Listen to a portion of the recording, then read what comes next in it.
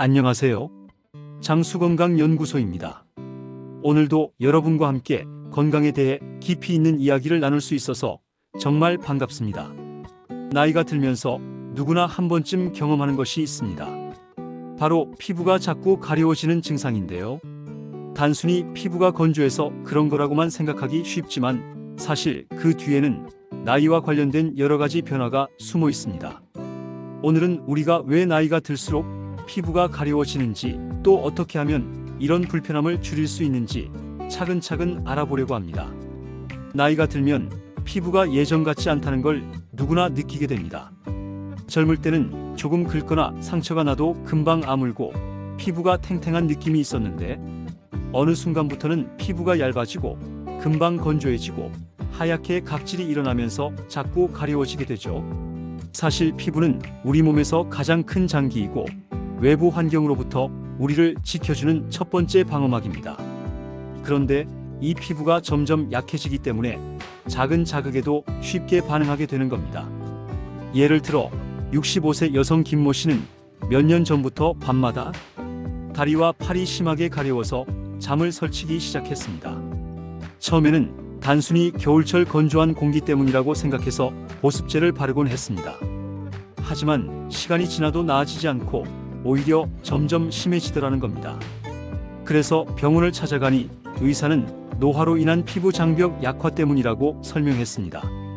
쉽게 말해 피부 자체가 나이가 들면서 외부의 자극을 막아주는 힘이 줄어든다는 겁니다.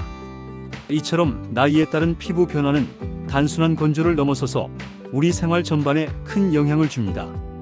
피부 가려움증은 단순히 불편한 증상을 넘어서서 수면에도 영향을 주고 기분까지 나빠지게 만듭니다. 어떤 분들은 긁다가 피부에 상처가 나고 그 상처가 덧나서 염증으로 이어지기도 합니다.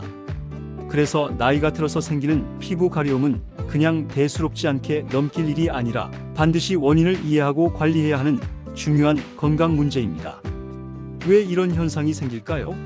가장 큰 이유는 피부 보습을 담당하는 피지성과 땀샘이 나이가 들면서 기능이 떨어지기 때문입니다. 젊을 때는 피부가 알아서 적당히 유분과 수분을 유지해줬지만 60대가 넘어서면 이 균형이 무너지게 됩니다. 결과적으로 피부가 마르고 마른 피부는 신경을 자극해서 가려움증을 일으키게 됩니다. 게다가 피부의 재생 속도도 점점 느려지기 때문에 한번 손상되면 회복이 더딘 것도 특징입니다. 여기에 생활 습관도 영향을 줍니다. 나이가 들면 활동량이 줄고 물도 잘 안 마시게 되는 경우가 많습니다.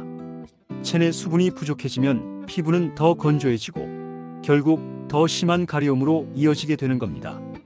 또 당뇨나 고혈압 같은 만성 질환을 앓고 있는 분들은 피부, 혈액순환이 떨어져서 더 쉽게 가려움을 경험하게 됩니다.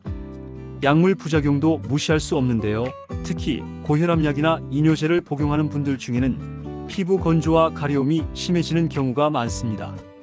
실제로 한 70대 남성 환자의 경우 몇 년 동안 고혈압약을 복용하면서 피부가 점점 건조해지고 가려움증이 심해졌습니다. 처음에는 나이가 들어서 당연한 줄 알았지만 담당 의사가 약 부작용 가능성을 이야기해 주었고 약을 조정하면서 증상이 상당히 완화되었습니다. 이처럼 피부 가려움은 단순히 노화 때문만이 아니라 나이와 함께 찾아오는 다양한 생활 습관, 질병, 약물 사용이 복합적으로 작용하는 결과라고 할 수 있습니다. 여러분, 혹시 이런 경험 있으신가요? 저녁에 샤워를 하고 나서 로션을 안 바르면 밤새 다리가 따끔따끔하고 가려워서 잠을 설치는 경험 말입니다. 많은 분들이 특히 겨울철에 이런 증상을 겪지만 사실은 계절과 상관없이 1년 내내 피부 건조와 가려움에 시달리는 분들도 많습니다. 문제는 이렇게 잠을 제대로 못 자면 피로가 쌓이고 면역력까지 떨어져서 다른 질환으로 이어질 수도 있다는 겁니다. 그래서 피부 가려움은 단순한 불편이 아니라 삶의 질과 직결된 문제라고 할 수 있습니다. 또 중요한 것은 이런 가려움이 단순히 피부 표면에서 끝나는 게 아니라 우리 몸의 노화 과정을 보여주는 신호일 수 있다는 점입니다. 몸의 다른 장기들도 나이가 들면 기능이 떨어지는데 피부 역시 마찬가지입니다. 피부는 특히 눈에 잘 보이기 때문에 그 변화가 더 크게 느껴집니다. 예를 들어 피부는 본래 일정한 주기로 새로운 세포를 만들어내고 오래된 세포를 각질로 밀어내면서 건강함을 유지합니다. 그런데 나이가 들면 이 세포 재생 주기가 느려집니다. 젊을 때는 보통 28일 정도 걸리던 것이 40대 이후에는 40일 이상으로 길어지게 되죠. 그러다 보니 오래된 각질이 피부 표면에 쌓여서 거칠고 두껍게 보이고 자극에도 민감하게 반응합니다. 이런 변화가 바로 가려움의 원인이 되기도 합니다. 또 다른 중요한 이유는 신경의 변화입니다. 피부는 단순히 겉을 덮는 조직이 아니라 신경이 촘촘히 분포해 있는 기관입니다. 그런데 노화가 진행되면 신경이 조금만 자극을 받아도 과도하게 반응하게 됩니다. 그래서 같은 환경에서도 젊은 사람보다 나이 든 사람이 더 쉽게 가려움을 느끼는 겁니다. 환자들의 사례를 살펴보면 비슷한 상황에서도 반응이 다르게 나타납니다. 예를 들어 어떤 분은 겨울철에만 심한 가려움을 겪고 여름에는 괜찮다고 합니다. 반면에 또 다른 분은 여름철 땀 때문에 오히려 더 가려움이 심해집니다. 이처럼 피부 가려움은 개인의 체질, 생활습관, 기후, 환경에 따라 다양하게 나타납니다. 하지만 그 공통된 바탕에는 나이가 들면서 생기는 피부 장벽 약화가 자리 잡고 있습니다. 실제로 노인성 피부 가려움증이라는 진단명이 따로 있을 정도로 이 문제는 흔합니다. 통계적으로 60세 이상 인구의 절반 이상이 크고 작은 피부 가려움증을 경험한다고 합니다. 특히 여성분들이 폐경 이후 피부 건조를 더 심하게 겪는 경우가 많습니다. 호르몬의 변화로 피부가 얇아지고 탄력이 줄어들면서 가려움도 더 자주 느끼게 되는 겁니다. 여기서 중요한 건 단순히 참거나 긁는 걸로는 해결되지 않는다는 겁니다. 긁으면 순간적으로 시원할지 몰라도 결국 피부가 더 손상되고 염증이 생기게 됩니다. 또 긁는 습관 때문에 피부가 두꺼워지거나 색소 침착이 생기는 경우도 많습니다. 그래서 반드시 원인을 이해하고 생활 습관을 개선하면서 관리해야 합니다. 김모 할머니의 경우가 좋은 예입니다. 72세인 김 할머니는 밤마다 종아리와 팔이 가려워서 긁다가 피부가 벌겋게 되고 상처까지 생겼습니다. 처음에는 그냥 보습제를 더 많이 발랐는데도 효과가 없었습니다. 그런데 생활 습관을 조금 바꾸자 증상이 많이 좋아졌습니다. 하루에 물을 조금 더 마시고 뜨거운 물로 샤워하던 습관을 미지근한 물로 바꾸었고 샤워 직후에 바로 보습제를 바르는 습관을 들였습니다. 그 결과 몇 주 만에 피부 가려움이 훨씬 줄었다는 겁니다.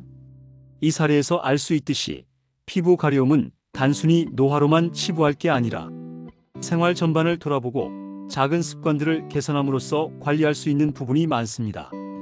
그렇다고 해서 나이가 들면 무조건 가려움을 겪어야 하는 건 아닙니다. 관리하기 나름이라는 거죠. 또 한 가지 빼놓을 수 없는 원인은 혈액순환입니다. 나이가 들면 피부로 가는 혈액량이 줄어듭니다. 혈액은 영양분과 산소를 공급해주는 중요한 통로인데 이것이 부족해지면 피부가 건조해지고 회복력이 떨어지게 됩니다. 특히 당뇨나 고혈압 같은 질환이 있으면 혈관이 더 쉽게 손상되면서 피부 문제도 심해집니다. 이런 경우에는 피부 관리뿐만 아니라 전신 건강 관리가 동시에 필요합니다. 그래서 피부 가려움은 단순히 피부의 문제라기보다는 몸 전체의 건강을 반영하는 신호일 수 있습니다. 특히 나이가 들수록 간이나 신장 같은 장기의 기능이 떨어지면서 체내 노폐물이 잘 배출되지 않는 경우가 많습니다. 그러면 그 노폐물이 혈액 속에 남아 피부를 자극하고 가려움을 유발할 수 있습니다. 그래서 단순한 가려움이라고 가볍게 넘겼다가 실제로는 간이나 신장 질환이 원인인 경우도 있습니다.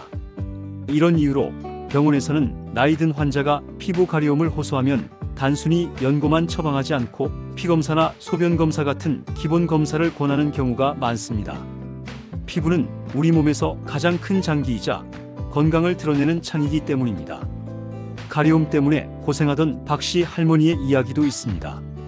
할머니는 밤마다 등이 가려워서 잠을 설치고 아침이면 긁힌 자국 때문에 옷 입는 것도 불편했습니다. 처음에는 나이 들어서 피부가 건조해진 거라고 생각했지만 병원에서 검사를 해보니 혈당이 정상보다 높게 나왔습니다. 당뇨 초기 단계였던 겁니다. 그 후로 식습관을 조절하고 약을 복용하자 피부 가려움도 크게 줄었습니다. 이런 사례를 보면 단순히 피부를 진정시키는 것만이 아니라 원인 질환을 찾는 게 얼마나 중요한지 알 수 있습니다. 그렇다면 일상 속에서 어떻게 관리하면 좋을까요? 가장 중요한 건 피부 보습입니다.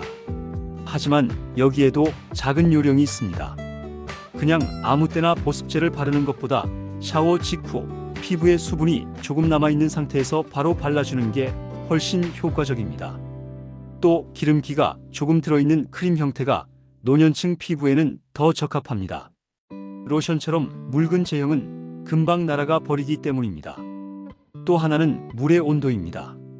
많은 분들이 뜨거운 물로 샤워하면 개운하다고 느끼지만 뜨거운 물은 피부의 기름층을 빠르게 없애서 오히려 건조함을 악화시킵니다. 그래서 미지근한 물로 짧게 샤워하고 자극적인 비누 대신 순한 세정제를 사용하는 것이 좋습니다. 특히 향이 강하거나 거품이 많이 나는 제품은 피부에 자극을 줄 수 있으니 피하는 게 좋습니다. 식습관도 중요한 역할을 합니다. 피부는 안에서부터 만들어지는 기관이기 때문에 물을 충분히 마셔주는 것만으로도 가려움이 줄어듭니다. 또 오메가3 지방산이 풍부한 생선, 비타민 E가 많은 견과류, 그리고 항산화 성분이 풍부한 신선한 채소와 과일을 섭취하면 피부 건강에 도움이 됩니다. 실제로 꾸준히 이런 식품을 섭취한 분들이 피부 건조와 가려움이 덜하다는 보고도 있습니다. 그리고 우리 주변에서 쉽게 구할 수 있는 전통적인 재료들도 있습니다. 예를 들어 메밀차나 보리차는 몸을 덮이면서도 수분 보충에 좋고 도라지나 감초는 예로부터 피부 진정에 사용되던 약재입니다. 요즘은 이런 재료들을 차로 끓여 마시거나 음식에 곁들여 먹는 방법이 생활 속 건강관리로 많이 활용되고 있습니다. 한편 운동 역시 피부 가려움 관리에 도움이 됩니다. 적당한 운동은 혈액순환을 촉진해서 피부에 영양을 공급하고 땀을 통해 노폐물을 배출하는 효과도 있습니다. 하지만 땀을 많이 흘린 뒤에는 반드시 샤워를 해서 피부에 남은 땀을 씻어내야 합니다. 그렇지 않으면 오히려 땀이 피부를 자극해서 더 가려워질 수 있습니다. 결국 중요한 건 작은 생활 습관의 변화입니다. 하루에 물 한 잔 더 마시고 뜨거운 물 대신 미지근한 물을 쓰고 샤워 후 3분 안에 보습제를 바르는 습관. 이런 사소해 보이는 실천들이 모여서 노화로 인한 피부 가려움을 크게 줄여줄 수 있습니다. 또 하나 많은 분들이 간과하는 부분이 바로 옷차림입니다. 피부가 가려운 분들은 되도록 면 소재나 부드러운 천으로 된 옷을 입는 것이 좋습니다. 합성 섬유나 거친 옷감은 피부를 직접적으로 자극해서 가려움을 악화시킵니다. 또 옷을 너무 두껍게 겹쳐 입으면 땀이 차면서 피부에 자극을 주기 때문에 통풍이 잘 되는 옷을 선택하는 것이 필요합니다. 실내 환경도 중요한데 겨울철 난방으로 실내가 건조해지면 피부 가려움이 심해질 수 있습니다. 가습기를 사용하거나 젖은 수건을 걸어두는 것도 방법이고 수분을 충분히 섭취하는 것도 도움이 됩니다. 실제로 겨울철에는 노인 환자의 가려움 증상이 심해져서 병원을 찾는 경우가 크게 늘어납니다. 여름에는 땀과 자외선이 원인이 되지만 겨울에는 건조함이 주범이 되는 셈입니다. 사례 하나를 더 들어보겠습니다. 72세 김씨 할머니는 겨울만 되면 종아리가 가렵고 하얗게 각질이 일어나서 힘들어하셨습니다. 처음에는 그냥 노화 때문이라며 연고만 바르셨지만 생활 습관을 조금 바꾼 뒤 큰 개선을 보셨습니다. 샤워 시간을 줄이고 샤워 후 보습제를 꾸준히 바르며 가습기를 틀어두었더니 피부 상태가 눈에 띄게 좋아진 겁니다. 이처럼 작은 생활 습관의 차이가 노인성 피부 가려움에 얼마나 중요한지를 잘 보여주는 사례입니다. 그렇다면 가려움이 심할 때 언제 병원을 찾아야 할까요? 보통은 생활 습관 관리만으로도 좋아지는 경우가 많습니다. 하지만 몇 가지 경우에는 반드시 진료를 받아야 합니다. 첫째, 가려움이 2달 이상 지속될 때. 둘째, 피부에 발진이나 진물이 동반될 때. 셋째, 밤마다 가려워서 숙면이 어렵고 일상생활에 지장을 줄 때. 넷째, 온몸이 가려운데 원인을 알 수 없을 때. 이런 경우에는 단순 노화가 아니라 다른 질환이 원인일 수 있기 때문에 전문적인 검사가 필요합니다.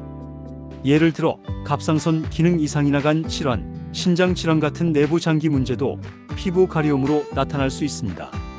실제로 간 수치가 높은 환자나 신장 기능이 저하된 환자가 가려움을 호소하는 경우가 많습니다. 따라서 단순히 피부 외용제만 쓰기보다는 원인을 찾는 과정이 꼭 필요합니다. 또한 정신적인 스트레스도 피부 가려움을 악화시킵니다. 스트레스를 받으면 우리 몸의 면역 반응이 변하고 그 결과 피부가 더 민감해집니다. 특히 혼자 사는 노인분들이나 가족과 떨어져 계신 분들은 외로움과 불안감 때문에 가려움 증상이 더 심해지는 경우가 있습니다. 그래서 병원에서는 약물 치료와 함께 스트레스 관리도 함께 권고하는 경우가 많습니다. 산책이나 취미 활동, 가벼운 모임 같은 사회적 교류가 피부 건강에도 긍정적인 영향을 준다는 것이죠. 이쯤에서 도움이 되는 식품을 조금 더 살펴보겠습니다. 예를 들어 들기름은 오메가3 지방산이 풍부해서 피부 장벽을 강화하는 데 도움이 됩니다. 콩이나 두부 같은 식물성 단백질은 피부 세포 재생을 돕고 검은깨는 비타민 E와 항산화 성분이 많아 피부 노화를 늦추는 데 유익합니다. 또한 감귤류나 키위 같은 과일은 비타민 C가 풍부해 콜라겐 합성을 돕고 피부를 탄탄하게 유지시킵니다. 이런 음식들은 모두 일상에서 쉽게 구할 수 있는 것들이라서 꾸준히 식단에 포함시키면 도움이 됩니다. 그리고 전통적으로 많이 쓰이는 한방 재료도 있습니다. 예를 들어 황기는 기혈을 보충하고 피부를 촉촉하게 하는데 도움을 준다고 알려져 있습니다. 또 감초는 피부 진정과 염증 완화에 자주 사용됩니다. 이런 재료들은 차로 끓여 마시거나 음식에 곁들이면 자연스럽게 생활 속에서 활용할 수 있습니다. 지금까지 말씀드린 내용을 정리하자면 나이가 들면서 피부가 가려운 가장 큰 이유는 피부의 수분과 지방이 줄어들고 면역과 신경 반응이 달라지기 때문입니다. 여기에 계절적인 요인, 생활습관, 스트레스까지 겹치면 가려움이 더 심해지게 됩니다. 따라서 관리의 핵심은 피부 장벽을 지켜주는 것, 수분을 보충하는 것, 그리고 원인이 되는 다른 질환을 조기에 발견하는 것입니다. 실제로 병원에 오시는 환자분들 가운데 많은 분이 가려움 때문에 잠을 잘 못 자고 긁다 보니 상처가 나고 그 상처가 덧나서 또 다른 문제가 생기곤 합니다. 그런데 조금만 관리해도 크게 나아지는 경우가 많습니다. 예를 들어 샤워 습관을 바꾸고 보습제를 꾸준히 쓰는 것만으로도 가려움이 줄어들고 숙면이 가능해진 분들이 많습니다. 사례를 하나 더 말씀드리겠습니다. 68세 이씨 할머니는 밤마다 피부가 너무 가려워서 긁느라 잠을 잘 수 없다고 하셨습니다. 약을 써도 잠시뿐이고 다시 증상이 나타나서 힘들어하셨죠. 그런데 생활 습관을 바꾼 뒤 놀라운 개선을 보셨습니다. 저녁에 뜨거운 물로 샤워하는 대신 미지근한 물로 짧게 씻고 샤워 후에는 보습제를 듬뿍 발랐습니다. 또 취침 전에는 방을 너무 덥지 않게 유지하고 가볍게 스트레칭을 하며 몸을 이완시켰습니다. 불과 2주 만에 가려움이 줄어들고 숙면을 취할 수 있었다고 합니다. 이처럼 작은 실천이 삶의 질을 크게 바꾸는 것입니다. 마지막으로 꼭 강조드리고 싶은 점은 가려움이 단순히 나이 탓이라고 생각하고 방치하지 말라는 것입니다. 대부분은 노화로 인한 자연스러운 변화이지만 때로는 질병의 신호일 수도 있습니다. 만약 생활습관 관리에도 불구하고 증상이 계속되거나 심해진다면 주저하지 말고 전문의 상담을 받으셔야 합니다. 조기에 원인을 찾으면 치료도 훨씬 쉽고 삶의 질도 훨씬 빨리 회복할 수 있습니다. 시청자 여러분, 나이 들면서 피부가 가려운 것은 누구나 겪을 수 있는 흔한 증상이지만 그냥 참고 견딜 필요는 없습니다. 오늘 말씀드린 생활습관 관리와 식습관 개선, 그리고 필요할 때는 병원의 도움을 받는다면 충분히 좋아질 수 있습니다. 여러분의 건강한 노후와 편안한 일상을 위해 작은 습관부터 실천해 보시길 바랍니다. 오늘도 장수건강연구소와 함께 해주셔서 감사합니다. 다음 시간에는 또 다른 건강 이야기를 가지고 찾아뵙겠습니다. 여러분의 건강과 행복을 기원합니다.